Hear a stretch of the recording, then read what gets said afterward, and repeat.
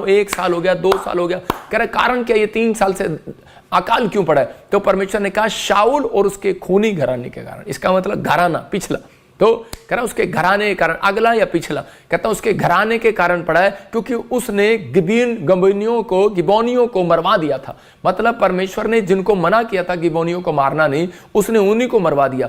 आज हम बहुत सारे लोग हत्या नहीं करते, हम डरते हैं, लेकिन आज बल हम लोग जब किसी की प्रॉपर्टी मार लेते हैं, किसी का पैसा मार लेते हैं, तो उसी समय वो क्या होता है, या फिर किसी से उधार ले लेते हैं और हम दे नहीं पाते, मतलब कि आप कोई जानबूझ कर नहीं दे पाते बहुत सारे लोग। मतलब कि कई बार ऐसी सिचुएशन बन जाती है, शैतान ऐसी सिचुएशन लेकर आता है कि वो लोग जो है उनका पैसा वापस नहीं दे पाते और वो तंग हो जाते हैं और लोग उन्हें प्रेशर करते रहते हैं। पैसा पवित्र, मतलब कि वो इतना धर्मी, मतलब कि वो प्रार्थना करने वाला, मतलब बोल्ड व्यक्ति था, लेकिन वो किस कारण से गिरा? सिर्फ वो अपने चरित्र में, कहता है कि वो सांभ नहीं कर पाया, अपने चरित्र की देखभाल नहीं कर पाया, क्योंकि वो ध्यान नहीं दे पाया, क्योंकि उसके अंदर क्या कमजोरी थी। शैतान हमेशा आपके जीवन में, बिजनेस में, चर्च में, सेवकाई में, आपके स्टडी में, आपकी चीजों में अकाल, आपके बैंक में अकाल क्यों लेकर आता है? क्यों? उसको कारण क्या है उसका? कहता है कि वो आपकी कमजोरी ढूंढता है, वो आपकी कमजोरी ढूंढता है कि इसकी कमजोरी क्या है। ये ज्यादा गुस्से वाला, इसका दादा ज्यादा गुस्से वाला था, इसका दादा बीड़ी पीता था तो वो आपके सामने बीड़ी लेकर आएगा।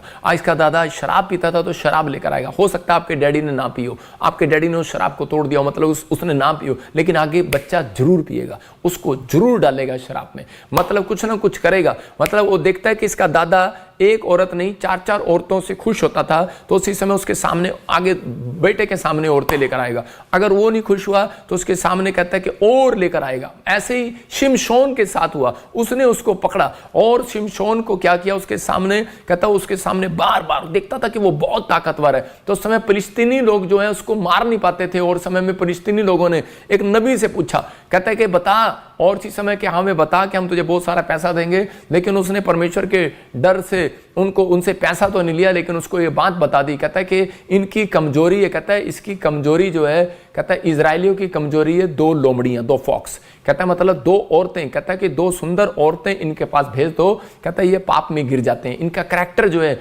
चरित्र जो है वो गिर जाएगा और परमेश्वर नाराज हो जाएगा। मतलब वो चाहे चरित्र आपका किसी न किसी तरीके से गिराना चाहता है, या तो वो झूठ बोलने का हो, या वो किसी के साथ पैसे में ठगी मारने का हो, या धोखा देने का हो, या फिर वो गाली गलौज का स्वभाव हो, या किसी के साथ मतलब कि हत्या करने का हो, या फिर कोई भी ऐसा पाप जिसके कारण कह रहा है कि वो आपकी लाइफ में कह रहा अकाल डाल सके, आपके लाइफ में रुकावट डाल सके, आपके बैंक लोन में डिले कर सके, आपकी जॉब में डिले कर सके, आपकी आशीषों में डिले कर सके। और आप बच्चों के लिए प्रार्थना कर रहे हैं शादी ना हो, आपके बच्चों के लिए मतलब डिले करे काम, वो अकाल बोलते हैं उसको, डिले करने वाले को। मैं कह रहा हूं कि वो अकाल डाल रहा था, लेकिन उस समय में ये ताकतवर था और मार नहीं सकते थे इसको। तो उसी समय न्यायियों के 16:5 में फिलिस्तीनियों को उस समय में कह रहा है कि वहां पर भेजते थे, तो फिलिस्तीनियों को समझ में आई, तो उसने उसके पास वैश्या औरतें भेजनी शुरू कर दी। फिलिस्तीनियां औरतें जो है वो बहुत ज्यादा सुंदर हुआ करती थी इजरायलियों से, और इसी समय उन्होंने फिलिस्तीनी औरत को भेजा। देखो क्या लिखा, तब फिलिस्तियों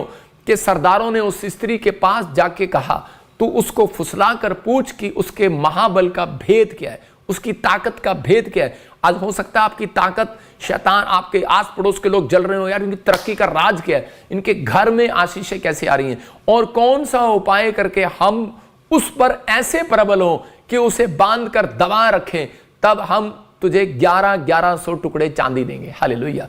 तो उस समय में मतलब कि वो औरत को उन्होंने खरीद लिया और उसके पास भेजा, और उसने उनको बता दिया, कहता है कि मेरी जो ताकत है, कहता है कि वो मेरे बालों में है।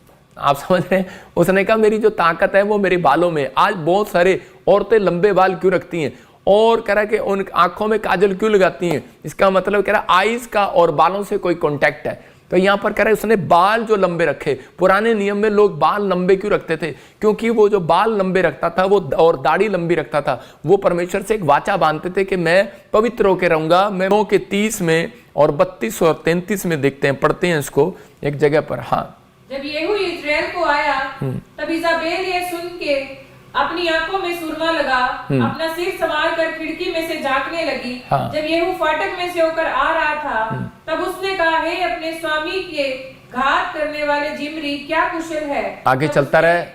खिड़की की ओर मुंह उठाकर पूछा, मेरी और कौन है। कौन इस पर 2-3 खोजों ने उसकी ओर झांका। तब उसने कहा, उसे नीचे गिरा दो। अतः उन्होंने उसको नीचे गिरा दिया और उसके लहू के कुछ छींटे दीवार पर और कुछ घोड़ों पर पड़े और उन्होंने उसको पांव से लताड़ दिया। हालेलुया। देखो यहाँ पर क्लियर लिखा करके आहाब की जो पत्नी थी कि उसके साथ भी एक बालों का और आंखों का एक बड़ा कॉन्ट्रास्ट था, मतलब कि कॉम्बिनेशन था। ये औरत परमेश्वर से नफरत करती थी और ये उस समय में कुछ